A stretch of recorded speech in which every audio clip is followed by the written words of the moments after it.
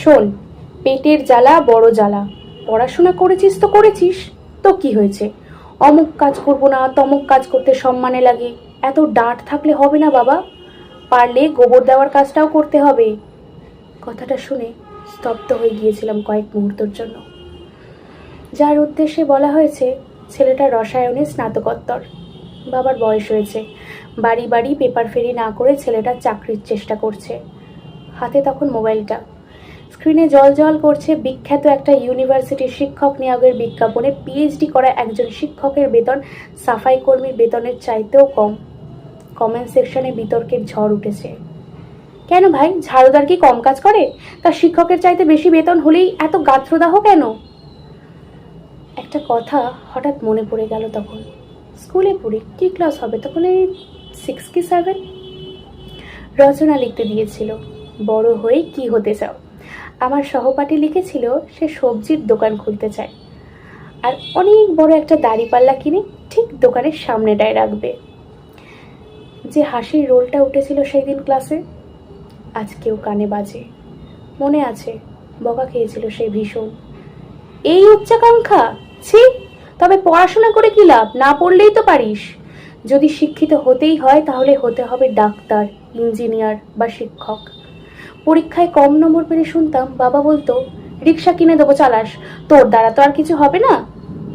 আমার বাড়ির বাইরে সাফাই করতেন যে কাকু, আমাকে দেখে কতবার তার ছেলেকে বলেছেন, বড় হয়ে পড়াশোনা করে দিদির মতন হবি। কি সুন্দর স্কুলে পড়ায়, না হলে আমার মতন হতে হবে। বুঝবি তখন। ওরা ভুল ছিল, ওরা সবাই ভুল ছিল। সত্যি তো, কোনো কাজ ছোট নয়। পিএইচডি করে মৃতদেহর ডোমের জন্য অ্যাপ্লাই করতে হয়। একজন শিক্ষকের বেতন এতটাই কম দেওয়া হয় যে সাফাই কর্মীর বেতনের চেয়েও কম। সত্যি তো, কোনো কাজ ছোট নয়। আমাদের দেশ এগোচ্ছে জানেন। আমার পাড়ায় একটা মেয়ে ফুচকা বিক্রি করে, এমএ পাস। সেদিন ঘুরতে গিয়ে চা খেয়েছিলাম যে দোকানে, ছেঁড়া গেঞ্জি পরা দোকানদার বলল ও নাকি পলিটিক্যাল সায়েন্স নিয়ে পড়েছে, 2014 ব্যাচ। এত ভালো লাগলো শুনে, সব অসামান্য মুছে যাচ্ছে দেশ থেকে। বাহ! ও বাবাকে তো বলতেই ভুলে গিয়েছি, ফেল করলে শুধু নয়, ফার্স্ট ক্লাস পেয়ে পাশ করলেও মানুষ আজকাল অটো চালায়, তেলে ভাজার দোকান দেয় পাড়ার মোড়ে। শিক্ষক?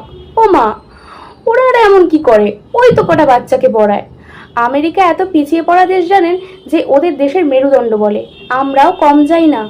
আমরাও কতটা উন্নত সেটা দেখাতে দেশের প্রতিভাবান ছেলে মেয়েগুলোকে দেশে চাকরি দিই না, ওরা চলে যায় ওই অন্যান্য সকল পশ্চিমের দেশগুলোতে। আমাদের দেশে সব ঠিক, শুধু টেটে পাশ করেছি শুনলে বাঁকা হাসিটায় ম্লান হয়ে যায় রাত জাগা পরিশ্রম সকল।